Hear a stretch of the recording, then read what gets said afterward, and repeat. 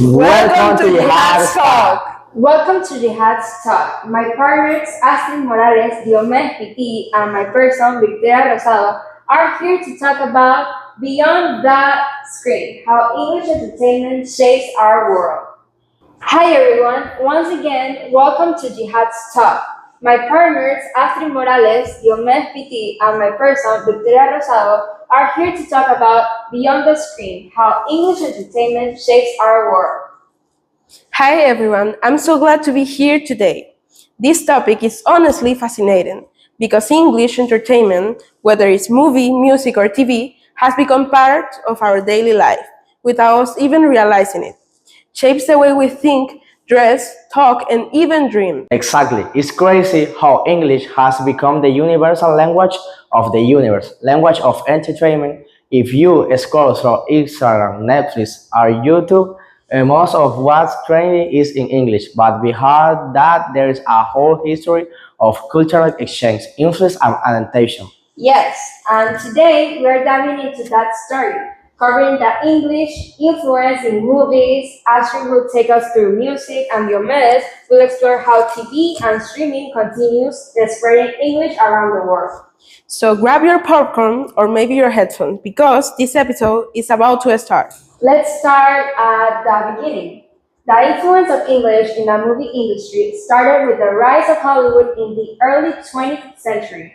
When silent films gave way to talking pictures, English naturally became the dominant language because the US had the biggest studios, budgets, and audiences. Over time, English language films weren't just entertainment. They became global ambassadors of culture, style, and imagination. So basically, when people watch Hollywood movies, they weren't just learning stories, they were learning languages too. Exactly. English in movies spreads in so many ways. Think of famous lines like, "May the force be with you," or "I'll be back."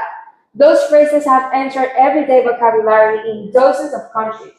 People repeat them, meme them, and even use them to learn pronunciation. The reach is incredible. But not every movie industry benefits equally, right?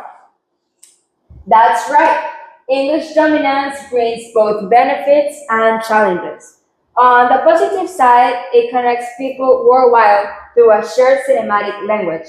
Directors from non-English speaking countries often adopt English elements to reach larger audiences. But the downside is that the local film industry sometimes struggle to compete for attention or funding. For example, indie films in smaller languages can be overlooked. International markets are simply because they are not in English. Yet, it also inspiring, isn't it? Many filmmakers use English to tell stories that travel further, like Bong Joon-ho from Korea or Guillermo del Toro from Mexico. Yes, and that's where the beauty lies, how English acts as a bridge. These creators bring their unique cultural voices to the English-speaking world, transforming global cinema. So, English in movies isn't just about language, it's about visibility, communication, and cultural fusion. Now, let's move to music, my favorite topic. English completely transformed global music culture. It started in the 1950s with the birth of rock and roll. Artists like Elvis Presley and the Beatles made English sound not just popular, but symbolic of freedom and youth. Suddenly, music wasn't just local, it became universal. I love that. Even Yeah. now, English lyrics dominate the charts everywhere. Yeah, that's completely true. The power of English in music is that it feels global. Even if you don't fully understand the lyrics, you feel connected. It's in the rhythm, the vibe, the repetition of easy English words, love, baby, forever, dream. These simple words cross border faster than translation ever could. That's why English became the lingua franca of pop, rock, rap, and even reggaeton. So that's why artists like Shakira or BTS mix English in their songs? Yeah, mixing English isn't just a trend, it's a strategy to reach more listeners. When Shakira sings whenever, wherever, how BTS says, "Take it up." People worldwide connect instantly. But here's the thing, there's a double edge.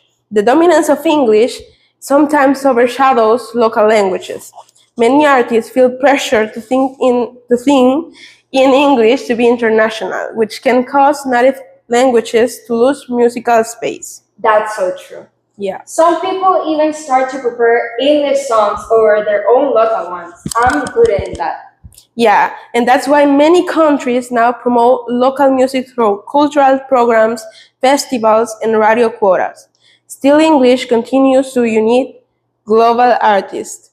Thanks to technology, platforms like Spotify, YouTube, and TikTok have made English musical viral.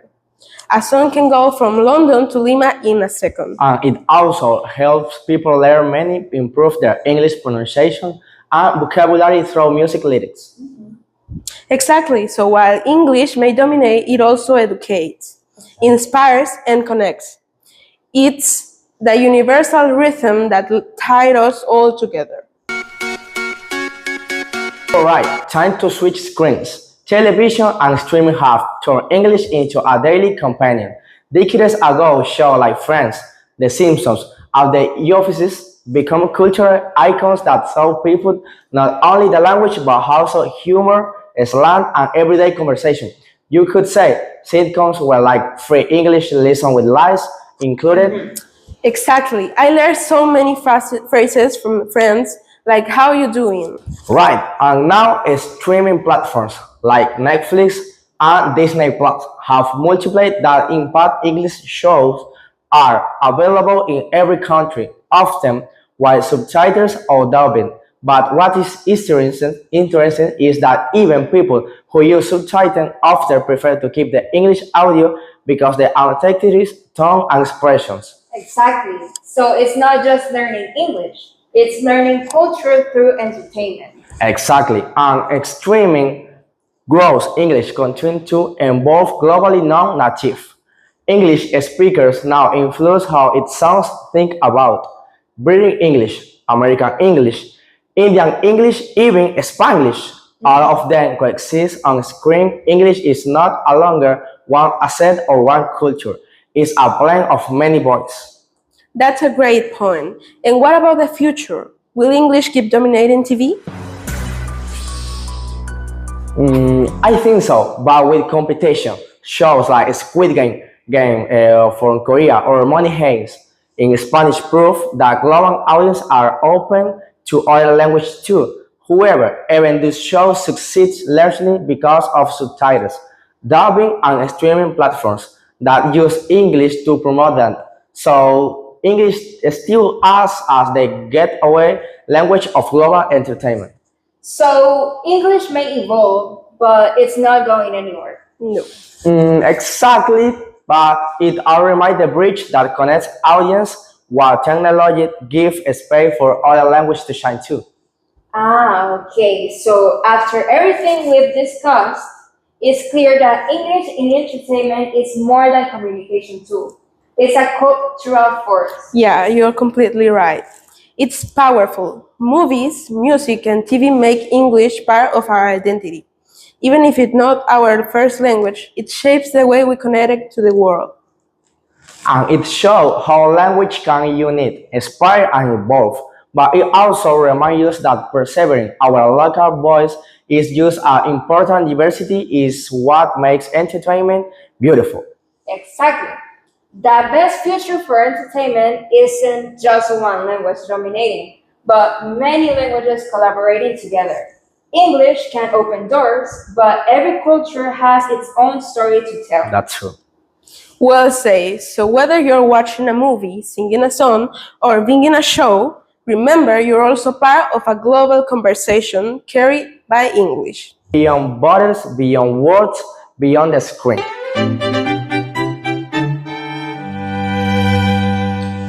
This was Jihad Talk.